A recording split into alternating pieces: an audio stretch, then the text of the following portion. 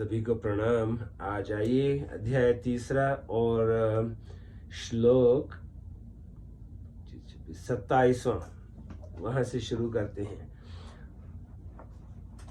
जय राधा जी, जय कृष्ण जी, प्रणाम भगवान।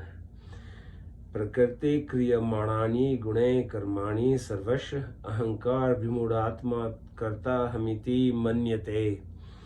मतलब संपूर्ण कर्म सब प्रकार से प्रकृति के गुणों द्वारा किए जाते हैं, परंतु अहंकार से मोहित अंतःकरण वाला अज्ञानी मनुष्य मैं करता हूँ ऐसा मानता है। व्याख्या: प्रकृति क्रियमाणानि गुणे कर्माणि सर्वश। जिस समष्टि शक्ति से शरीर, वृक्ष आदि पैदा होते हैं और बढ़ते घटते हैं, गंगा और नदियां प्रवाहित होती हैं, मकान आदि पदार्थों में परिवर्तन होता है, उसी समष्टि शक्ति से मनुष्य की देखना, सुनना, खाना पीना आदि सब क्रियाएं होती हैं। परंतु मनुष्य अहंकार से मोहित होकर अज्ञानवश एक ही समष्टि शक्ति से होने वाली क्रियाओं के दो विभाग कर लेता है। एक तो स्वतः होने वाली क्रियाएं जैसे शरीर का बनना, भोजन का पचना इत्यादि, और दूसरी ज्ञान पूर्वक होने वाली क्रियाएं जैसे देखना, बोलना, भोजन करना इत्यादि। ज्ञान पूर्वक होने वाली क्रियाओं को मनुष्य अज्ञानवश अपने द्वारा की जाने वाली मान लेता है। प्रकृति से उत्पन्न गुणों मतलब सत्व गुण, रजगुण और तम गुण। प्रकृति से उत्पन्न गुणों का कार्य होने से बुद्धि, अहंकार, मन, पंच महाभूत, 10 इंद्रियां और इंद्रियों के शब्दादि 5 विषय, ये सभी प्रकृति के गुण कहे जाते हैं।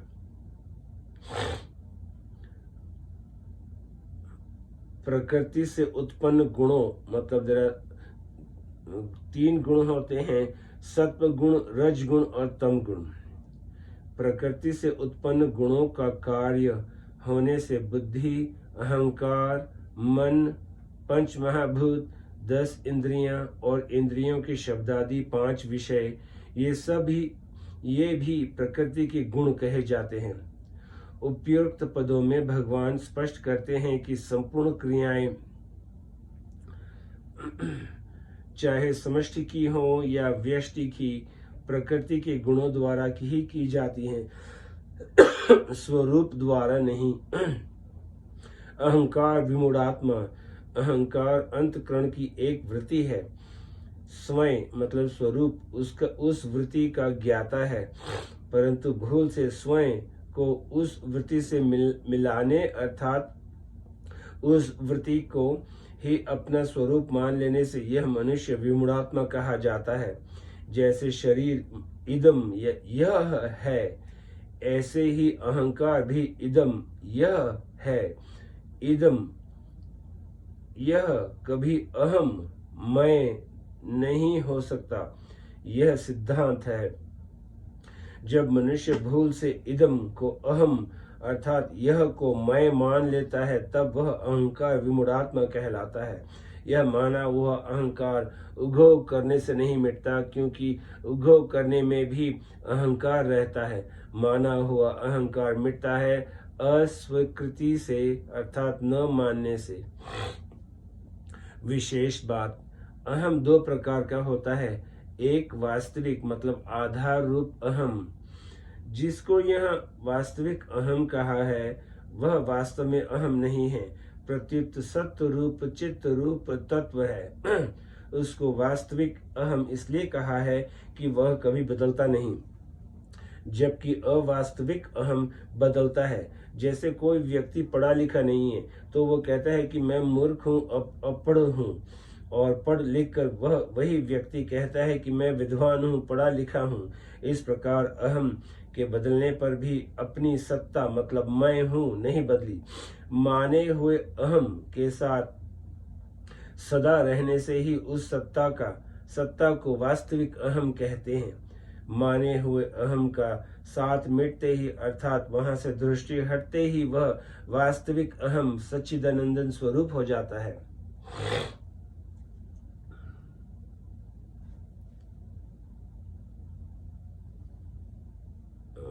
कहाँ थे?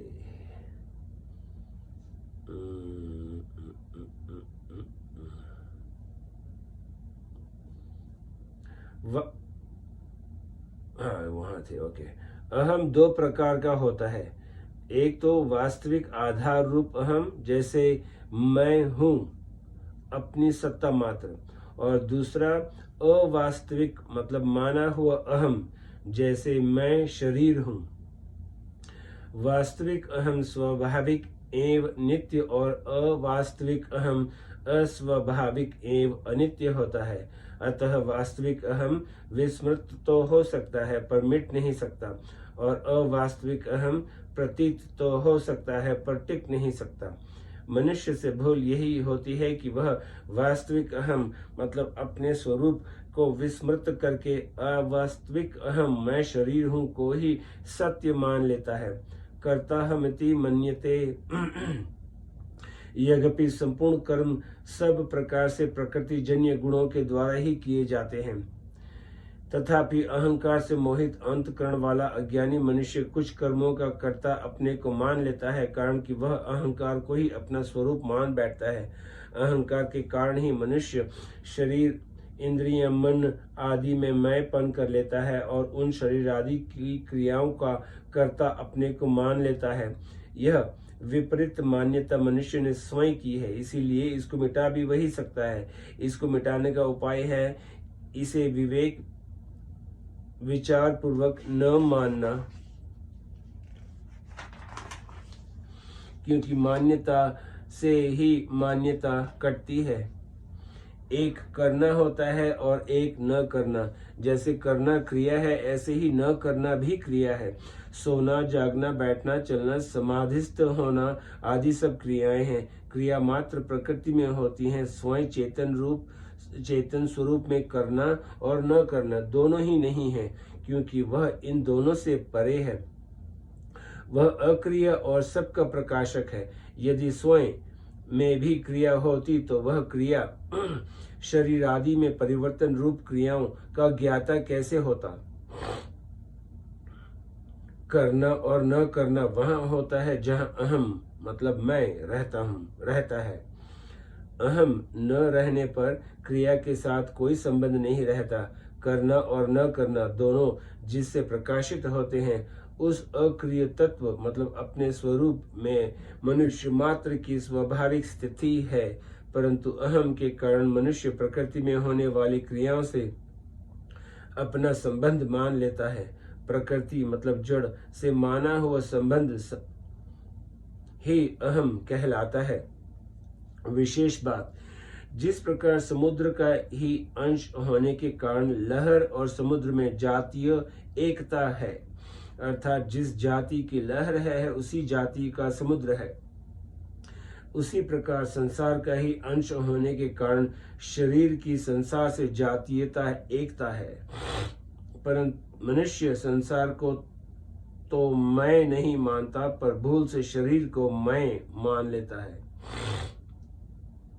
मनुष्य संसार को मैं नहीं मानता पर भूल से शरीर को मैं मान लेता है। जिस प्रकार समुद्र के बिना लहर का अपना कोई स्वतंत्र अस्तित्व नहीं है, उसी प्रकार संसार के बिना शरीर का अपना कोई अस्तित्व नहीं है।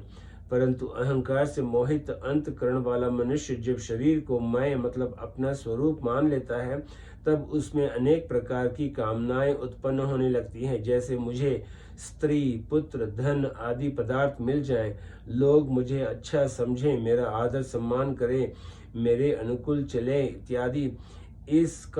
उसका इस ओर ध्यान ही नहीं जाता कि शरीर को अपना स्वरूप मानकर मैं पहले से ही बंधा बैठा हूँ। अब कामनाएं करके और बंधन बढ़ा रहा हूँ, अपने को और विपत्ति में डाल रहा हूँ। साधन काल में मैं मतलब स्वयं प्रकृति जन्य गुणों से सर्वथा अतीत हूँ। ऐसा अनुभव न होने पर भी जब साधक ऐसा मान लेता है, तब उसे वैसा ही अनुभव हो जाता है। इस प्रकार जैसे वह गलत मान्यता करके बंधा था, ऐसे ही सही मान्यता करके मुक्त हो जाता है, क्योंकि मानी हुई बात न मानने से मिट जाती है। यह सिद्धांत है। इसी बात को भगवान ने 5वें अध्याय के 8वें श्लोक में नैव किंचित करोमिति युक्तो मन्यते तत्ववित् पदों में मन्यत पद से प्रकट किया है कि मैं करता हूँ। इस अवास्तविक मान्यता को मिटाने के लिए मैं कुछ भी नहीं करता, ऐसी वास्तविक मान्यता करनी होगी। मैं शरीर हूँ, मैं करता हूँ आदि असत्य मान्यताएं भी इतनी दृढ़ हो जाती हैं कि उन्हें छोड़ना कठिन मालूम देता है। फिर मैं शरीर नहीं हूँ, मैं अकर्ता नहीं हूँ, अकर्ता हूँ आदि सब मान्यताएं दृढ़ कैसे होंगी, और एक बार दृढ़ हो जाने पर फिर कैसे छूटेंगी। तत्व अब श्लोक 28 श्लोक 28 तत्ववितु महाबाहो गुण कर्म विभागयो गुणा गुणेषु वर्तन्त इति मत्वा न सज्जते। हे महाबाहो, गुण विभाग और कर्म विभाग को तत्व से जानने वाला महापुरुष संपूर्ण गुण ही गुणों में बरत रहे हैं, ऐसा मानकर उनमें आसक्त नहीं होता। गुण ही गुणों में बरत रहे हैं। व्याख्या, ठीक है। तो आइए इसका मतलब समझते हैं क्या है ये व्याख्या। तत्ववित्तु महाबाहो गुण कर्म विभागयो। पूर्व श्लोक में अहंकार विमूढ़ात्मा, अहंकार से मोहित अंतकरण वाले पुरुष। पूर्व श्लोक में वर्णित अहंकार विमूढ़ात्मा से तत्वज्ञ महापुरुष को सर्वथा भिन्न और विलक्षण बताने के लिए यहाँ तु पद का प्रयोग हुआ है। सत्व गुण, रजगुण और तम गुण, ये तीनों गुण प्रकृति जन्य हैं। इन तीनों गुणों का कार्य होने से संपूर्ण सृष्टि त्रिगुणात्मिका है। अतः शरीर, इंद्रियां, मन, बुद्धि, प्राणी, पदार्थ आदि सब गुणमय ही हैं। यही गुण विभाग कहलाता है। इन शरीर आदि से होने वाली क्रिया कर्म विभाग कहलाती है। गुण और कर्म अर्थात पदार्थ और क्रियाएं निरंतर परिवर्तनशील हैं।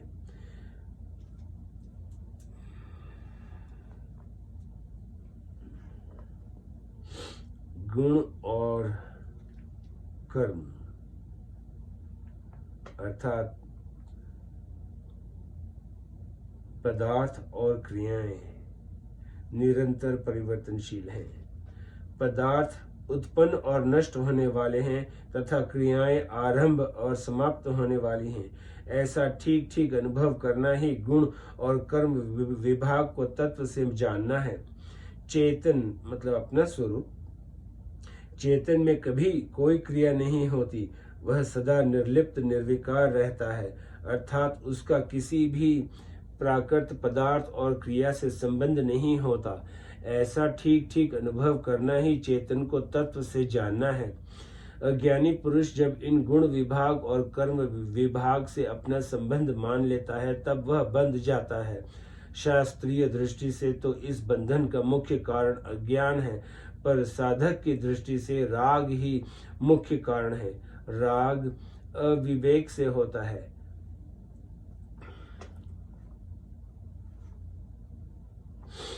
विवेक जागृत होने पर राग नष्ट हो जाता है। यह विवेक मनुष्य में विशेष रूप से है। आवश्यकता केवल इस विवेक को महत्व देकर जागृत करने की है। अतः साधक को विवेक जागृत करके विशेष रूप से राग को ही मिटाना चाहिए।